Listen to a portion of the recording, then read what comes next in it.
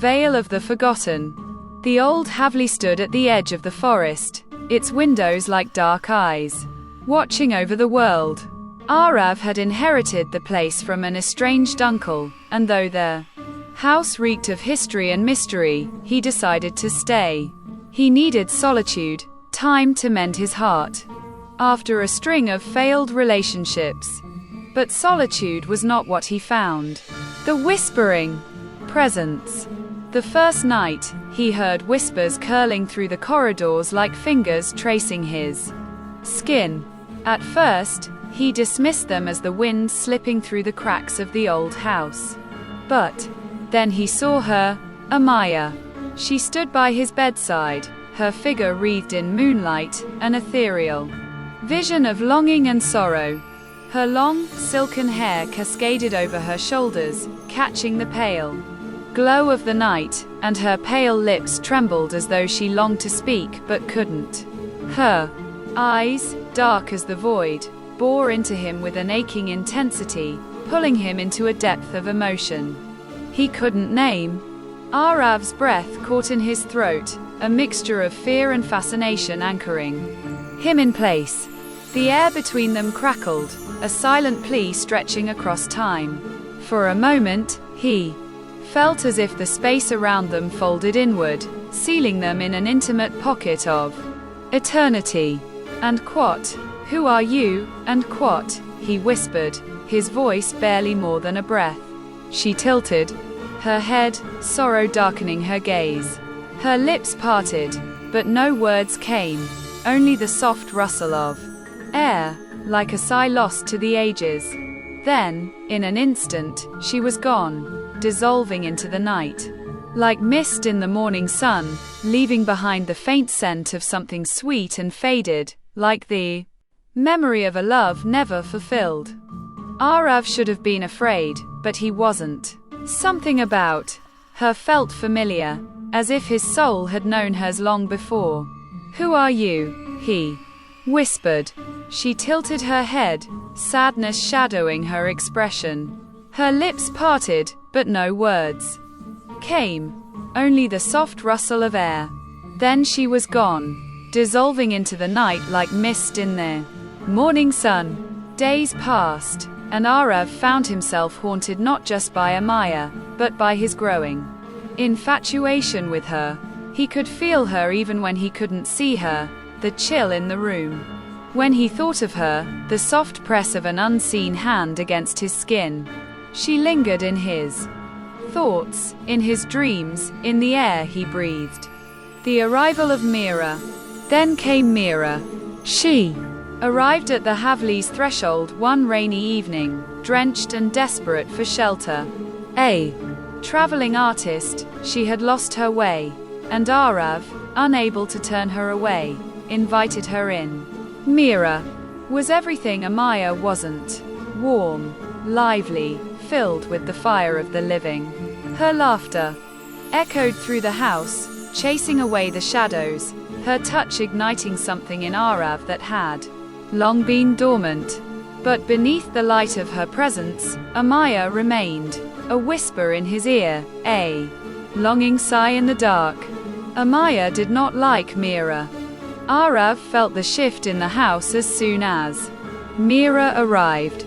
The whispers turned into cries, the air thickened with longing, jealousy, and something more primal. At night, Mira complained of strange dreams, dreams where she was not herself, where she moved through the house like a specter, touching Arav with hands that were not her own. And then, one night, she wasn't dreaming. Possession and desire.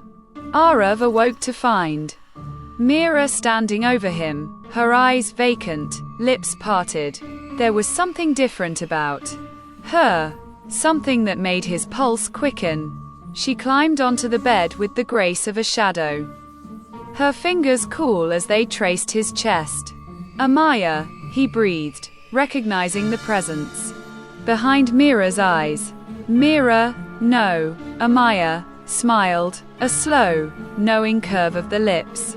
I missed you, she whispered in a voice that wasn't entirely Mira's. Arav's breath hitched as Mira's hands moved over him, her touch hesitant yet demanding, as though rediscovering him after an eternity of longing. Her fingers trailed down his chest, her nails barely grazing his skin, sending a shudder through him. The room grew colder, but his body burned with desire. She straddled him, her body pressing against his, her lips descending upon his in a kiss that was both unfamiliar and known. Amaya's essence pulsed through Mira, each movement calculated, each sigh a ghostly remnant of a love that had been lost to time. Arav's hands roamed over her, the heat of her skin betraying the spectral presence within. Her mouth traced the line of his jaw, her breath cool yet intoxicating. You still feel the same, she murmured against his skin. The way you touch me. It's as if you remember. Arav groaned as her lips traveled lower, leaving a trail of icy fire. He felt caught in the haze between dreams and reality, between the living and the dead. Mira's body was alive beneath him, but Amaya's passion dictated every motion, every shiver that passed between them. Mira's back arched, and she gasped, a sound that was not entirely her own. Amaya's longing bled through, the deep-seated hunger of a woman who had been denied touch, sensation, love. The rhythm of their movements grew feverish, the room charged with an otherworldly energy. It was a desperate, haunting intimacy, two souls entwined through borrowed flesh, lost in the echoes of a love that transcended life and death. As their bodies moved in synchrony, Mira's breath hitched again, her fingers clutching at Arav's shoulders. For a moment, she seemed caught between herself and Amaya, her expression shifting between pleasure and fear. Arav could see it, the flickering war inside her, the ghost's relentless claim upon her body. And then, just as he reached the peak of their shared ecstasy, Amaya's hold wavered. A strangled cry escaped Mira's lips as she shuddered violently, her body going rigid before collapsing against Arav's chest. The temperature in the room dropped abruptly, and the weight of Amaya's presence lifted, leaving behind a void that made the moment feel eerily incomplete. A haunting regret. Mira awoke gasping, her hands clutching the sheets as though she had been drowning. She turned to Arav, her eyes wide with terror and revelation. She was inside me. She whispered. She made me. Her voice broke. She didn't need to say the rest. Amaya had used her, worn her like a dress, lived through her for one forbidden night of desire. And Arav had let her. The air in the room grew cold, and they both felt the weight of Amaya's lingering presence. But now, her sorrow was palpable. She had tasted life again, and it had only made her more aware of what she had lost.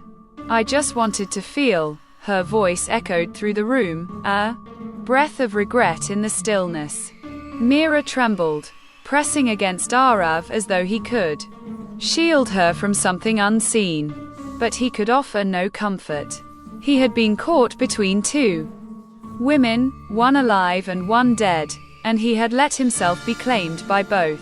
The Havli sighed, the weight of centuries shifting in the walls. Amaya was still here, and she would never stop wanting.